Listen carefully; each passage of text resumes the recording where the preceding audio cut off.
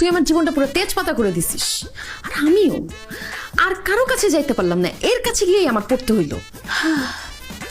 ভাগ্যের লিখন না যায় খণ্ডন। তার উপর আমাকে বলছে কি আরো 4-5 বার যাইতে। আমি বারবার যাই আর আমাকে বারবার ইনজেকশন দিক। এই তোর জন্য সবকিছু হয়েছে, উপকার করছি না তোর, এখন আমি বাস খাচ্ছি। তোর আমার তো মনে হয় ডাক্তার ভালোই, দেখ না তোর ব্যথাও তো এখন আর নেই। শোন না, এই ডেন্টিস্ট কি ঠিকঠাক মতো আমার ট্রিটমেন্টটা করতে পারবে? আমাকে যে আবার যাইতে বললো, কোনো অসৎ উদ্দেশ্য থাকতে পারে? থাকতে পারে।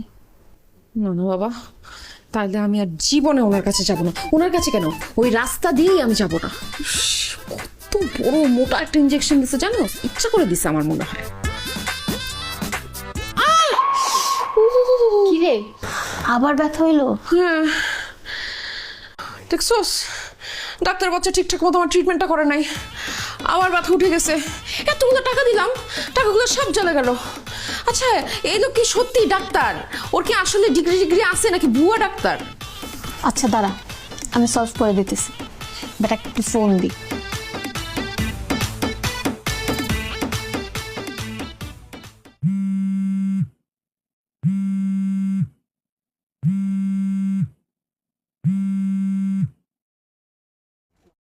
আমি অর্ণা। হ্যাঁ বলেন। আপনার কি মন খারাপ? সেটা জানা কি খুব জরুরি? মরবো না বেঁচে থাকবো তাতে আপনার কি?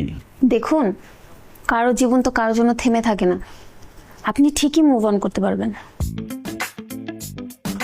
আচ্ছা, আপনি কি আমাকে মিস করেন? এখানে পরকিয়া শুরু করছো, তোমার দাঁত ব্যথা, আমি মরে যাইতেছি। তুই জীবনে ভালোবি না। মিস্টার রিয়াদ, আমাদেরকে আরেকবার দেখা হতে পারে? কেন, কফিনের শেষ পেরেকটা মারা কি এখনো বাকি আছে? হোক না আরেকবার দেখা, আপনার সাথে দেখা হলে পেইনটা কিছুটা কমতো। আমার কাছে আসলে যদি আপনার পেইন কমে, তাহলে আমাকে ছেড়ে আরেকটা ছেলের হাত ধরে কেন পালালেন? কারণ যেটা হয় আপনি সেটা বুঝেন না, আর যেটা হয় না আপনি সেটা ঠিকই বুঝেন। আপনি যে আমার ফ্রেন্ডের উল্টাপাল্টা ট্রিটমেন্ট করলেন, ওর যে দাঁতের ব্যথাটা আবার বাড়লো, এখন আপনার নামে যদি মামলা দিই, আপনার বিএমডিসির লাইসেন্সটা কি থাকবে? আচ্ছা ওনাকে একটু বলেন আমার চেম্বারে আসতে, আর আসার সময় একা আসতে হবে না, কাউকে নিয়ে আসতে বলবেন।